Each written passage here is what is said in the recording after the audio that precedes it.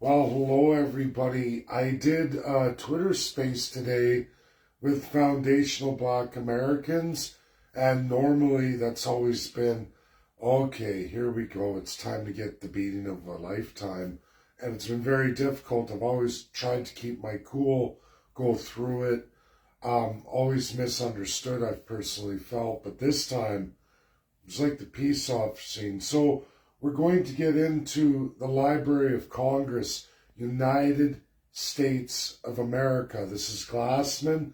All his stuff's protected in the United States.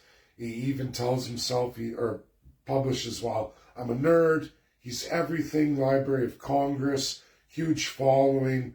This guy's legit. This was dug out by Americans. You can go on the account. It's locked out to non-Americans. So very difficult for Canadians to get these things. This was Glassman's publication. We're going to go through entirely about just how easy it really is. Everything in our platform is articulated here very, very well. And it's the entirety of statehood in the United States, all ways to get there, very easy to do. Once locked in, that's it. You're in the gravitational pull of the United States, so to speak. You're a satellite in orbit. And until you finish your constitutional conventions, you will be that of America. No matter how long it takes, you will get there. So without further ado, I'm going to go through that. It was a great space. I did have my anxiety going into it. I thought, here we go on Friday, I'm going to take a beating. But it wasn't like that at all. It was very helpful and encouraging. We have new support for statehood. People are starting, at least in America, the things I say to you and why I'm so explicit that we have to listen to President Donald J. Trump. Not only that, we have to respect American laws that will, in fact, be imposed on us, at least at the federal level, and at least inside that state institution we're going to develop through our constitutional conventions. And of course, that will be the test of the Canadian people at that point to do that referendum. We're going to go through it entirely, all states. Actually, I should have tagged Benjamin Ebley in this because this is by Library of Congress. This is by Glassman. Can't make it up. Real, credible, verifiable. Brought to you today by Americans. And when you hear in the American accent, clearly American accent, I've asked this fella with the handle God is Good, I've asked him to come speak in Jonathan's Sunday Twitter space to go through this. It'd be nice to give him a space to actually read this out. Now I'm going to do it, but I'm even asking him to come on my Facebook platform so that all of you would hear from an American who's in tune with this, what Americans think, Americans who understand their system and look at it, what they would expect of Canada. And it's important, you all know it, that this is credible, real, verifiable, no propaganda, no Crown pitfalls, just the straight up American truth. And this is beautiful, articulated very well, a great log of history. So without further ado, we're going to go through this.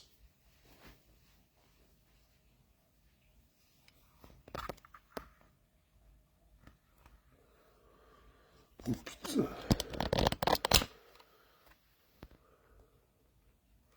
Sorry, everybody, I had a little boo-boo there. Okay, let's see. At least I didn't were killed alive. That's good.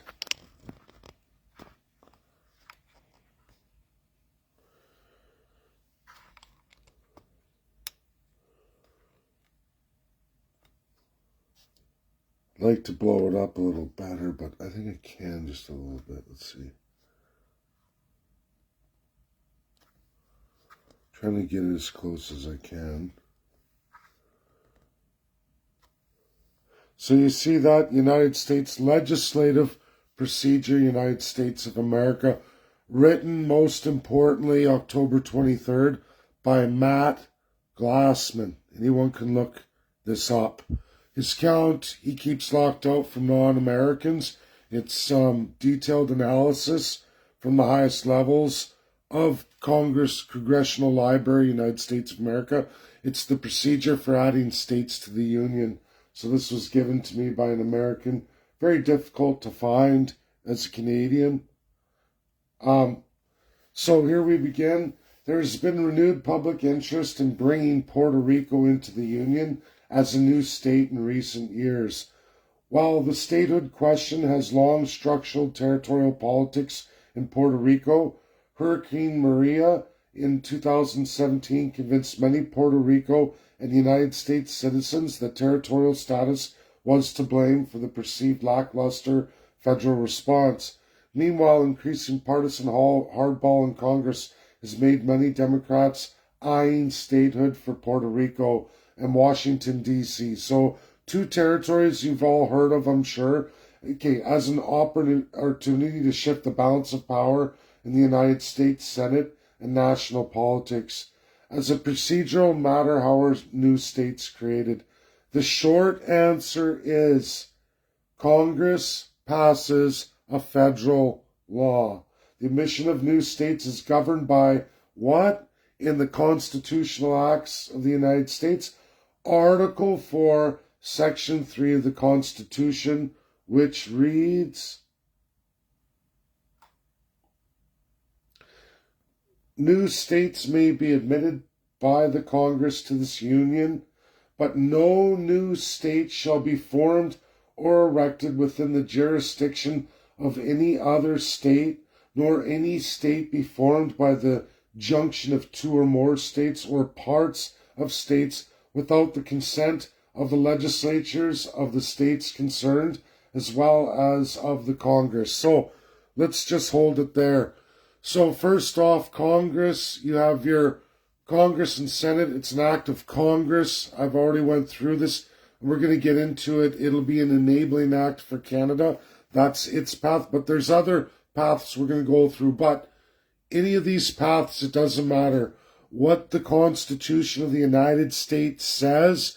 It's privy of Congress unless you attempt to carve out territory from other states than the Union. Meaning it would be like Canada saying, oh, by the way, we're taking parts of New York, California, well, not California, but any of the northern states on our border, North Dakota, New York, you name it, any of the bordering states of Canada.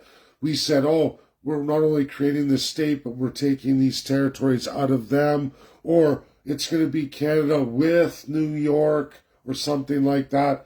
If we did that, all 50 of the U.S. states would get to vote as well. And then that's where you get into state vote. But other than that, folks, it's only an act of Congress. So Canada, in its current boundaries and borders, like not taking Texas, not taking any of the northern states, east to west, if it's just Canada, 10 provinces, 3 territories, it's a simple legislation created in Congress to be passed without states, without any of the 50 states. That's how easy this is. A simple piece of legislation, meaning majority Congress with majority Senate. And we'll get into more.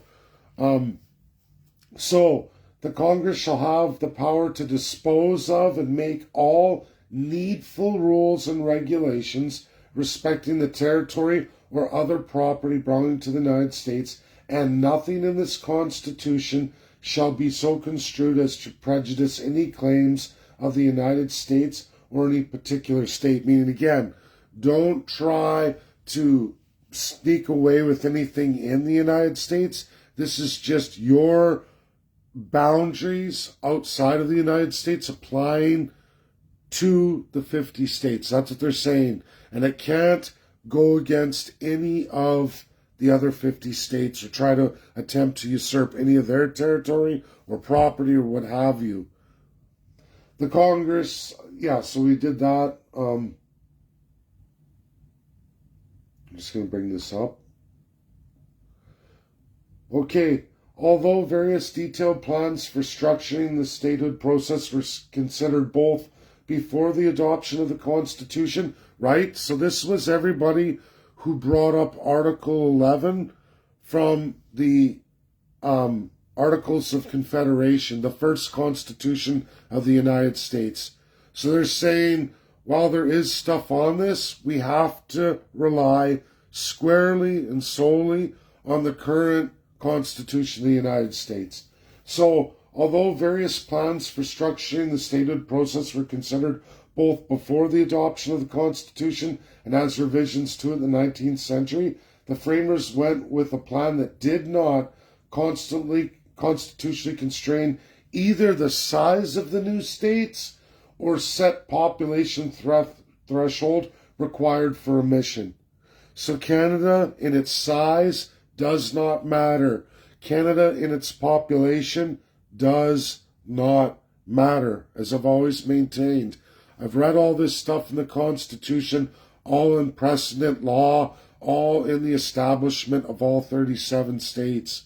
But here it is, Library of Congress by Matt Glassman, literally U.S. authority on this, huge following. This is a guy who knows everything about the legislative process in the United States. I see you there, Benjamin Ebley. So this is fantastic. But I'm going to get back to it. It's fantastic for both of us, right? So look at this. Nor did they require any supermajority procedures. So it's a simple majority, which currently everybody, the reason why Donald J. Trump, which you're going to hear in a second, continues to say Governor Trudeau, and I don't care about the other guy, all he cares about is a prime minister applying, because it's a simple majority by an act of Congress and then voted through that act by a majority Senate. Simple majorities, which currently Donald J. Trump has. He's also the president who has the veto over statehood, who's clearly dropped his veto and said, this is my offer to you, that as President of the United States, I will sign that act. Creating a new state, ready, is arguably the only irreversible process in the entire Constitution, yet it requires no more than federal law to achieve it. So understand that. It's irreversible. Once we go with the process, in this, the U.S. Constitution, when we go to this process, and I've talked to Ben about that, it's irreversible. This is what I mean about capturing the satellite in the gravitational pull of a planet.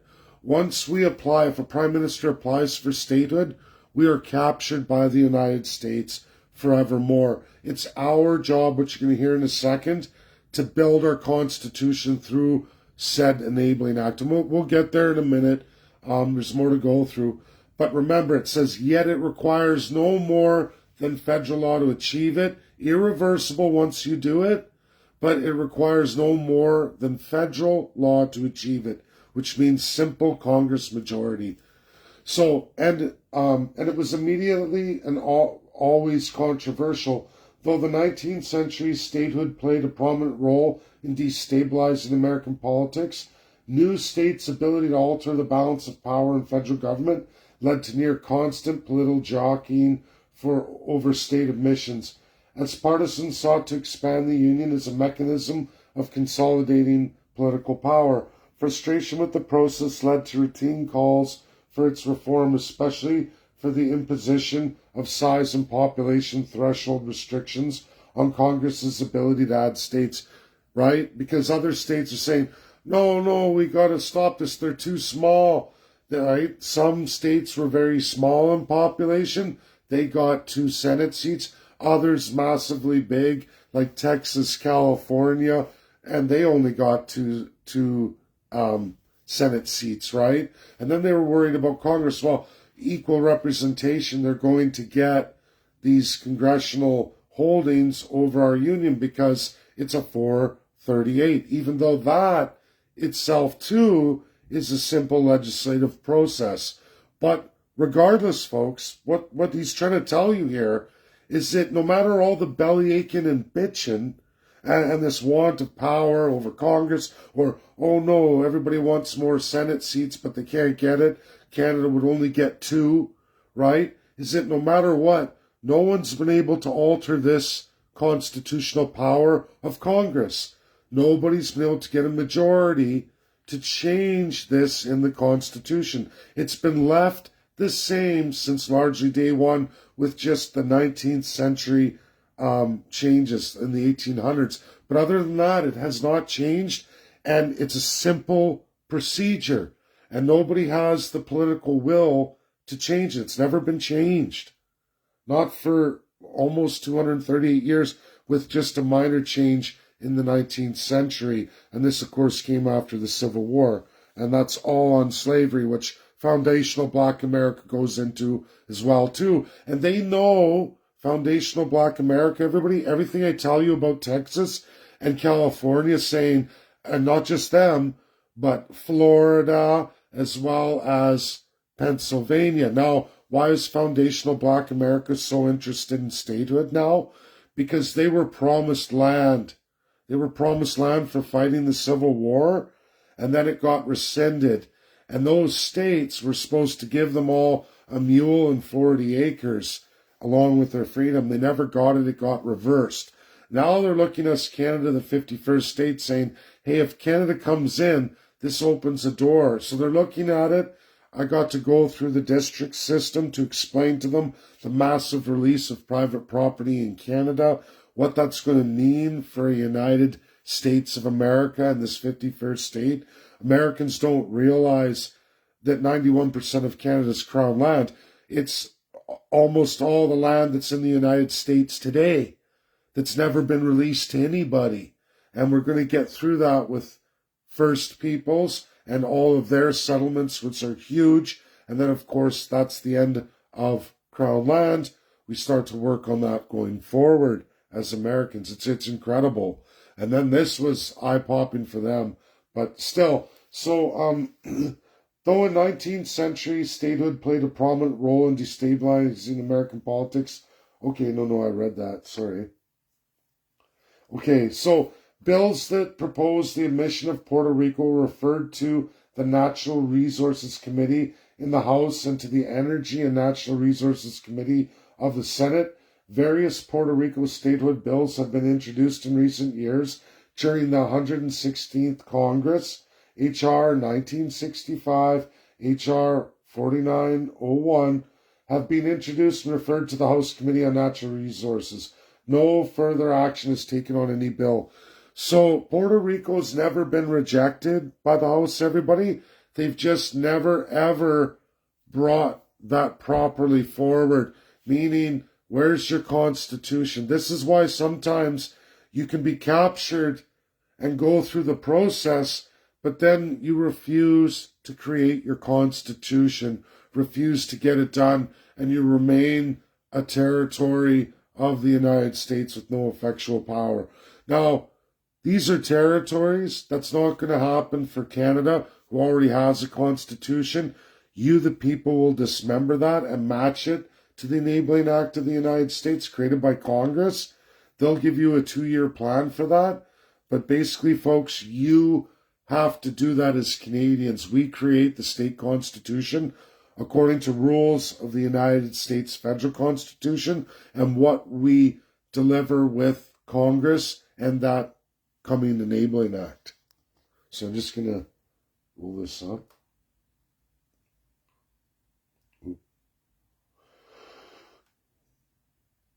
There it is. Okay.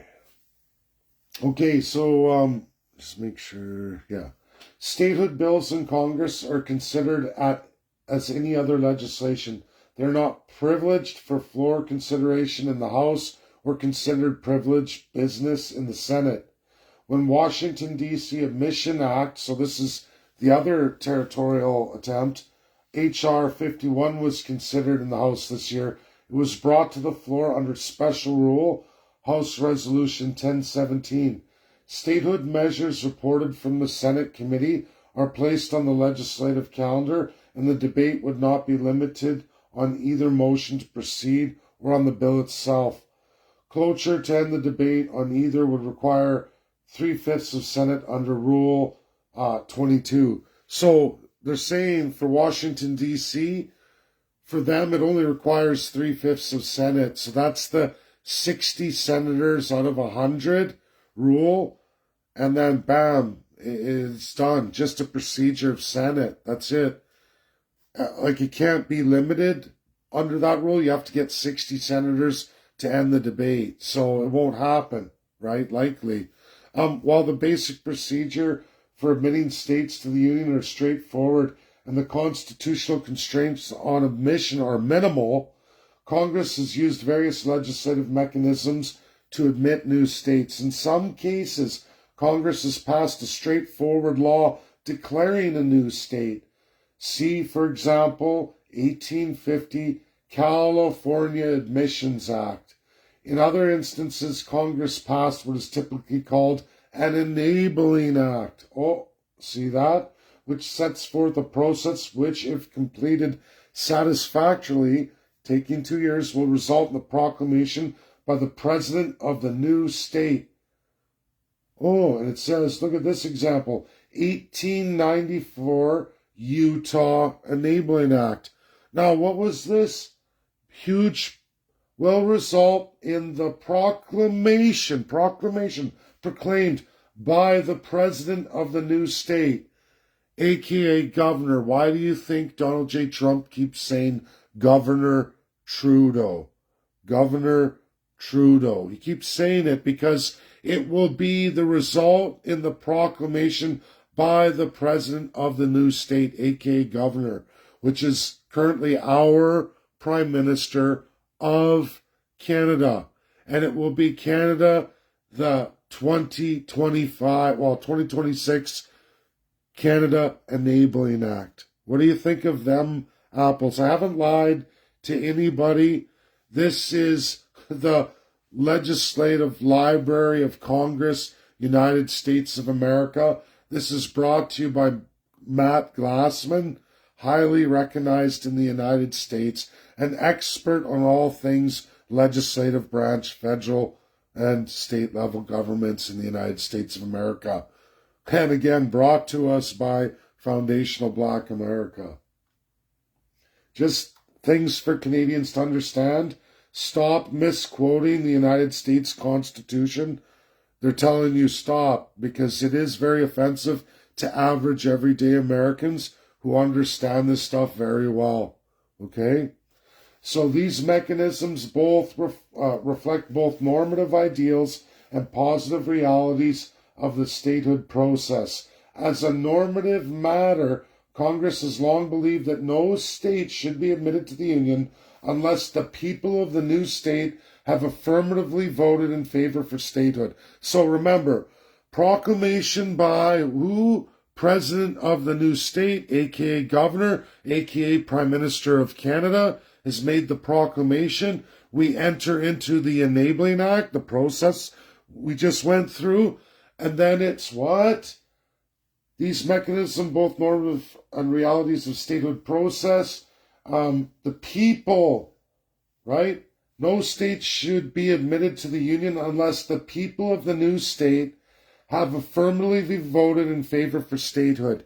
You finish your Enabling Act, you've crafted your Constitution. This is the only time in the process the people of the would-be state, meaning Canada, get to have that vote. And it's a vote not by the Clarity Act, but this is powers of the United States saying you will have a Canada-wide referendum. You will all vote on your new statehood constitution, completing the Enabling Act. Now, if you vote it through in majority, they're saying it has to be more than 60%. We'll get into that in a minute.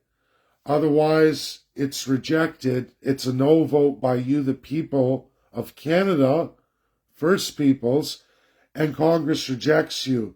And then it's up to you to keep applying. But you're already now a territory of the United States of America. You just can't get statehood until you pass that referendum. And me and Ben have talked about this Benjamin Ebley, we've talked about this. So, as a positive matter, Congress has to deal with the reality that creating a state involves more than just admitting it. Most importantly, the new state must have specific boundaries, which we do. Canada does. Thus, the politics of the statehood process involves the recognition of political communities, both by the new community itself and by Congress, and geographic bounding in those communities. In both cases, it means that political actors in both Congress and the potential states will play an essential role in the process. The district system, folks, imposed by the United States, they're going to make sure that everybody understands. It's going to be articulated in the Act. You're going to get all these new district overlaps, congressional districts, judicial districts, military districts. All this will be explained in the Act. All those things that I presented already now over a month ago, they're going to go through that in the Enabling Act, and they're going to make sure that's well understood. So, in practice, statehood has come up in Congress during various stages of this recognition and bounding process, binding, making you absolutely part of the United States. Both congressional actors and settlers in the new communities tend to work towards these goals as they pursue their own political goals. Statehood is usually an instrumental strategy of political actors seeking their goals. Yeah, us, Canada, the 51st state. Be it a mission of new or free states, they go slave states, they even add that. This is how old this is, right? Where to be it the initiative of new slave or free states, the creation of territories to construct rail lines, or the separation of territory to forestall political takeover of a rival fraction in a growing area of the territory. These aren't issues for Canada. They're just going through when there were territories that USA dealt with. We're not a territory, we're Canada, the country. For example, settlers in an organized federal land might petition Congress to formally create new territory recognition. A territorial legislature, a separatist portion of territory, might petition Congress to divide territory into two political communities, recognizing and bounding them.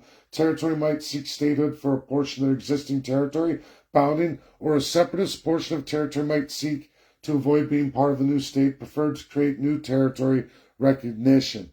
This isn't going to be issues in Canada. We're already a country. Congress has added 37 to the original Union. Of those 37 acts, 19 were the admission of an entire territory already bounded and recognized as a political community. That's Canada, 19. 10 were partial admission of a territory. Some territories became a state, and the residual portion of the territory was recognized as a new community. One state, California, was created out of unorganized federal land. One state was formed from a bounded nation, okay? From a bounded nation, in brackets, Texas. That's Canada. We're a bounded nation in the UN. That's Canada. And 4 states, Vermont, Kentucky, Maine, West Virginia, were created from land legally held by existing states through war. In fact, the Revolutionary War, which is why we have the changes to the Constitution on congressional power, that they had to recognize free men, the end of slavery, that now Black Americans were equal people. This is highlighted here. This is the amendment. So other than that, that's the only thing changed here. And Canada is clearly identical to Texas's path to statehood, which, guess what, folks? How long did that take? 2 years, 2 years alone. They got it done because they were already a nation. They already had a constitution. They required dismemberment, redesign, and the people got it done in 2 years. I am absolutely certain in today's technology, Canadians will get it done in the 2 years framed by the Congress of the United States. So in practice, statehood has come up in Congress. Okay, I already read. Did I get that? Yeah, I did. I gotta go up. Okay, we did that. So for example, settlers and unorganized federal land might petition. Yeah, we did that. I'm sorry. Scroll right after I finish so I don't lose myself. But okay, Congress has added. Oh, we did that. Oh, no. Yeah, I did do that. Yikes, how did I get so far? I'm reading too fast. Okay, in practice, the vehicle Congress chooses to admit a state depends on where the prospective state lies in current politics of recognition and bounding, separate from where it lies legally. So right now where Canada sits, yeah, legally, and what it is, but it's bounded, right? So they're saying clearly here in practice, Congress will choose the vehicle. We will follow absolutely Texas. We're already a recognized country. That is one state called Texas, already recognized and bounded as a country. That is our path to statehood. Our size, our population, like California, Texas, but we will go the path of Texas. That's what Congress will do. Because why? USA is just like Canada in the fact that it's common law, law of precedent. And this is how they'll do it. This is what was done before. This is the same thing. So they go through California, separate where it lies legally. California, for instance, was federal land under military rule and residual Mexican rule 1850, but the political leaders of the proto-state had already held constitutional convention, approved a constitution, and set boundaries for the new state within the new constitution. So they're separating Texas, and this is separating Texas from California, showing those two that Texas was a country, there's Canada's check mark, but California, like Canada, had a constitution, it had federal land, and it had residual Mexican rule, but it was a proto-state. It wasn't bound as its own country, so this is where the division is. This is Canada looking at California and Texas, who are the only two absolute examples by size, population. Here's Canada in the hands of Congress. They say, okay, it won't go the road of California. It's going to go the road of Texas. It's not hard to figure out in precedent law. Any master political scientist can do this. And of course, Matt is doing that. And set boundaries for the new state within the Constitution. Congress simply ratified these decisions. In other cases, neither the final boundaries nor the new state constitution nor the plebiscite has taken place. In these cases, Congress is likely to produce an enabling act to structure those decisions. Canada, we're a constitutional monarchy. They won't allow the Crown in Canada, politicians, through our parliamentary democracy, they call it. You, the people, have to make the final decision. They also don't trust the Crown to create an enabling act that destroys their powers, right? So this is what we get into about the Constitutional Convention. You need to have an approved constitution. And they know, Congress knows, they've dealt with the Commonwealth before. They're going to have to outline the rules of how you develop your constitution because they know that your political actors are going to mess it up. They know that your political actors can't be trusted. It has to be done by the people, and they want to see that plebiscite has taken place, right? And that's why Canada will absolutely follow Texas, and they will be introduced to an enabling act where the Congress sets out the rules for the 2-year system of dismemberment and redesign of the Constitution, at which time, when finished through conventions, you, the Canadian people, must vote.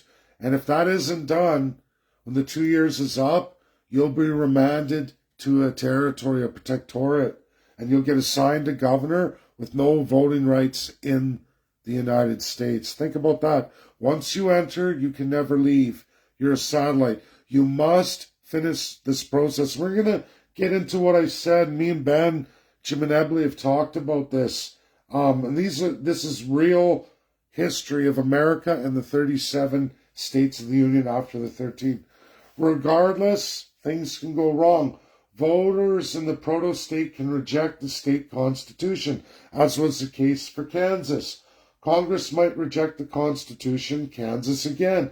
The president might veto the act because he rejects the Constitution. This happened for Arizona. A political community most commonly might spend years seeking statehood, only to be ignored by Congress many times. Many times Congress has said, you know what? You screwed it up the first time, and now we're ignoring you. We're too busy with other matters. Wars broke out, or Congress is dealing with budgetary stuff for that year, and they can't deal with you, and they say our plate's too full. It's so important, like Texas and California, to finish it the first time around, folks. We have presidential invite, meaning that veto that happened to Arizona in history is not going to happen to Canada. We know that already. We know that the other two routes, if we follow the constitutional conventions, if we do that vote, we pass that vote for the people, for the new constitution, will be admitted to statehood. If not, we can follow any one or all of these rejected. Now, they eventually get statehood, but I'm telling you folks, if you mess up this 2 years, often it can lead to anywhere to 75 years before you see statehood. USA does not rush this. They don't force anybody. There's no such thing as annexation. That is a total lie. America is very clear what Americans understand annexation to be completely defined differently than Canadians define it under Oxford. Your average American, meaning in complete majority, when they hear you Canadians talk, oh, how dare you annex us, you bastards. They just are step back. They're stumped like, wow, America would never force you into anything. We've never forced you. Why do you guys keep coming up with that? Because in Oxford Dictionary, how Canadians are raised from birth through the programming of Oxford education, yes, we speak the same English language. We do not define words the same. So an American comes up to you and says, yeah, we'll just annex you. And they're looking at you with a big smile on their face, like Donald J. Trump, the GOP, and most Americans. And they're like, we love you. We're going to annex you. And they're all happy. It's a big celebration. And Canadians are going, you motherfuckers, because they don't mean the same thing in the two languages. And America's just blown away, taken back, getting booed at hockey games. They're trying to explain to you right here in all their history, they've never forcibly taken anybody. It's against everything that is the United States. They don't want somebody in their union who doesn't like them or doesn't want to be there. They absolutely start with we the people. You the people vote this through. You make the decision. And if you can't, no problem. Take your time. Figure it out in your own good time. That's what they're trying to tell you. They don't force anything. It was your act to apply, your time, whatever it takes to get it done. But I assure you, if you take too much time, nobody wants to not be able to vote in federal elections or be part of the decisions. We're too big. And anyways, I know this won't happen to the country of Canada. We're already well organized in our institutions. This is an easy transition for Canadians. I believe that just like Texas and California, regardless of route and path, we will get it done, especially as a bounded country, just like Texas was. We will get it done in the 2 years. There isn't really any examples of anyone in that extreme to ever fail in statehood the first time around. These are generally territories, much smaller populations, somewhere around the 60,000, although not uniform, but generally that's what it's been, carved out of territories, not countries or proto-states, right? So it's important to know that even proto-states that weren't actually nations got it done in the 2 years. So it's important because this is history, precedent. This is actually how the 37 states developed. And yes, many took more, upwards of 75 years to get it done. But the average is between 50 and 75 years if you mess up the first 2 years. And you could be waiting for one, a president who won't veto you, or two, you're waiting for a Congress that desires you. And right now we have all that, at least for the next 4 years. But we really want to target midterms here. We really want to target midterms. So Puerto Rico is also a mature government. They're going through this example. Puerto Rico has a mature government structure that resembles a state government more closely than a traditional 19th century territorial government. Most notably, it has an elected governor rather than a federally appointed one. So they're already changing, and this topic is coming up again. Both Puerto Rico has a mature government. Yeah, we got that. Okay, here we go. HR, House of Representatives 1965, House of Representatives 4901, provide for Puerto Rico to be admitted to the Union with its current boundaries within its current constitution as a new state constitution. So they've already been passed, folks. All they have to do is make the application, and the people must vote for it at 60%. And there it is at the plebiscite. Puerto Ricans are the reason they're not a state. Voter approval. So the most important question for Puerto Rico statehood, however, is voter approval. Statehood is highly contested in Puerto Rico with large numbers both in favor and opposed. There have been 6 plebiscites on the question since 1967. So they are running right now, everybody. It's it's 58 years. So they're between the average of 50 and 75 years. They're still as high as another,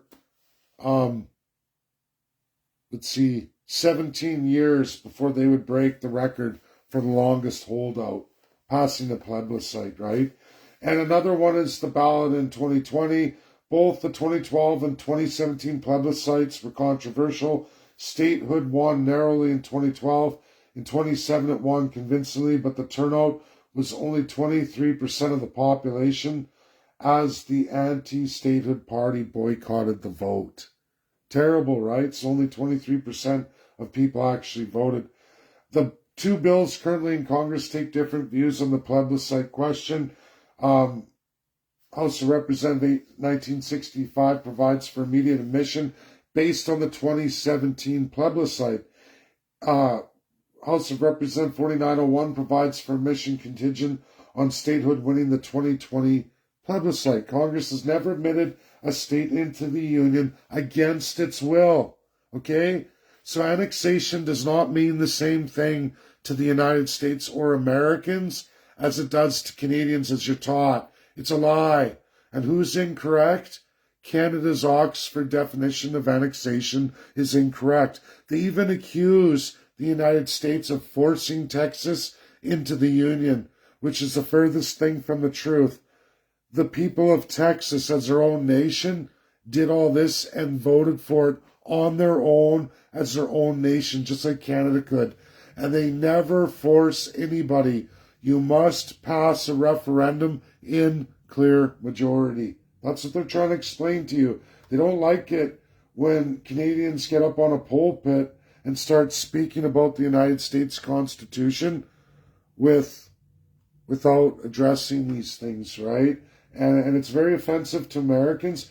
And just so everybody knows, Democrats are so for this, it's not even funny. And know what's really funny is Republicans are the ones introducing it for Canada, Donald J. Trump and the GOP. So, folks, if you think that in any way, shape, or form the United States won't see this through in their majority, House and Senate, you're absolutely mistaken. The only enemy to statehood will, in fact, be the Canadian people and the First Peoples themselves. And this is what we have to educate. But regardless, tariffs can end just by a Prime Minister applying, as I've shown you. The Democrats know it clearly. The Republicans know it clearly. The offer stands, and you're going to be hard-pressed to find anything other than this is absolutely legislative procedure, not a power of the American people, but a simple act of Congress. God bless everybody. Share this giant presentation. I'm going to ask Jonathan to download it, put it on Twitter, as I know this will be gone in 4 weeks. But this is the bread and butter. This silences the lunatics. And again, it was brought forward by who? Foundational Black America. They wanted you all to know this. And I've had my run-ins with them. Jonathan knows I've been persecuted by them in the past, recent past, very harshly. But I guess ice has melted and it's a new chapter, a new page. And these folks have come on to say, yeah, everything you're saying is true. This backs you up. Here you go. Share this to the Canadian people. And I sure hope I can get that American to do this for you. I'm pretty sure he's going to do it on Twitter. But it's important to hear an American run through this in an American accent. I can bang on this all day long, and I'm going to anyway. But this is so articulated so well with the whole history of the United States accounted for in every single difference that I've read through. And I know I don't always articulate it. I'm not a great writer, but other peoples have come forward to write it for me. People of authority in the United States. So please, everybody, I'd never let anybody astray. I cross my T's, I dot my I's, I follow the legal path as it really is. That's all I've ever done. And this is the offer. This is the easy legal path that we can do, we can get done. God bless. Share, share, share. Super important. And who knows, maybe he will do split screen with me. Maybe he will come on Facebook, and it would be great. Wouldn't that be something? Okay, everybody, God bless. Bye now. Share, share, share.